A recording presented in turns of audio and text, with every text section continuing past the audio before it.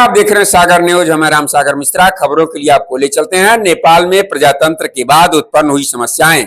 सांसद दीपक बोहरा के पुत्र उज्जवल बोहरा ने कही कुछ बातें। बताते चले, नेपाल में जब से राजतंत्र का अंत हुआ और प्रजातंत्र की स्थापना हुई, तब से देश ने कई उतार चढ़ाव देखे हैं। रूपंदेही जिले में आयोजित एक सभा के दौरान सांसद दीपक बोहरा के पुत्र उज्जवल बोहरा ने नेपाल में प्रजातंत्र के बाद उत्पन्न चुनौतियों पर अपनी राय रखी है। उन्होंने कहा कि नेपाल में लोकतंत्र स्थापित होने के बाद विकास की गति धीमी हो गई, राजनीतिक अस्थिरता बढ़ी है और भ्रष्टाचार चरम सीमा पर पहुंच गया है।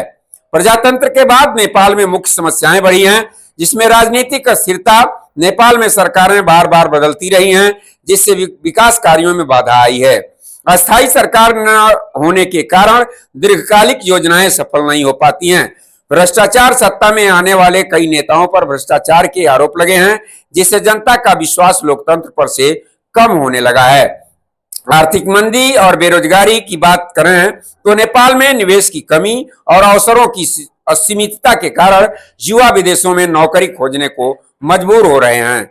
अशांति फैल रही है। उज्जवल बोहरा ने कहा कि नेपाल में लोकतंत्र के जगह राजतंत्र फिर लाना है, जिससे हमारा नेपाल राष्ट्र फिर मजबूत करने के लिए जरूरी है, जिससे पारदर्शिता बढ़े, भ्रष्टाचार पर सख्ती की जाए।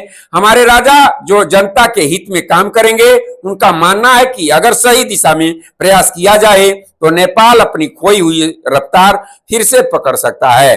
रूपंदेही जिले में आयोजित एक सभा के दौरान सांसद दीपक बोहरा के पुत्र उज्जवल बोहरा ने नेपाल में प्रजातंत्र के बाद उत्पन्न चुनौतियों पर अपनी राय रखी। उन्होंने कहा कि नेपाल में लोकतंत्र स्थापित होने के बाद विकास की गति धीमी हो गई और राजनीतिक अस्थिरता बढ़ी है, भ्रष्टाचार चरम सीमा पर पहुंच गया है। प्रजातंत्र के बाद नेपाल में मुख्य समस्याएं हुई हैं। आइए हम आपको ले चलते हैं दीपक बोहरा के सुपुत्र प्रज्वल बोहरा के पास, जानते हैं उनसे इसको लेकर क्या कहते हैं। क्या है कि जब इस देश में प्रजातंत्र आई तब जनता बहुत उत्साहित थी कि अब यहाँ का देश में थोड़ा विकास होगा, समृद्धि आएगा, युवा युवती को अवसर मिलेगा, ये करके जनता बहुत खुश थी।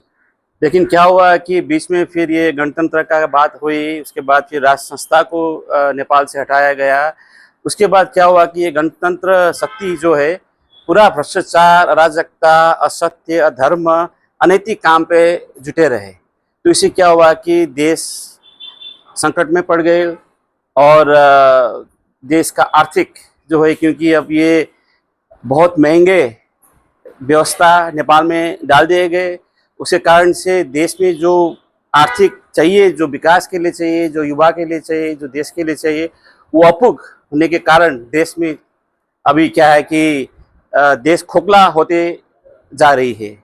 इसके प्रभाव प्रत्यक्ष जनता को पड़ रहा है और यहाँ पे अब जॉब नहीं मिल रहा है, युवा युवती को कमाई में पैसे अच्छे नहीं मिल रहे हैं। तो इसलिए अभी ये प्रभाव आप देश भर देख रहे हैं कि ये गणतंत्र जो सिस्टम था वो यहाँ पे फेल हो गया और लोग राष्ट्र संस्था पुनर्स्थापना के लिए जो लगे हैं वो इसी का प्रभाव है। छोटी बड़ी खबरों के लिए बने रहिए सागर न्यूज से राम सागर मिश्रा के साथ।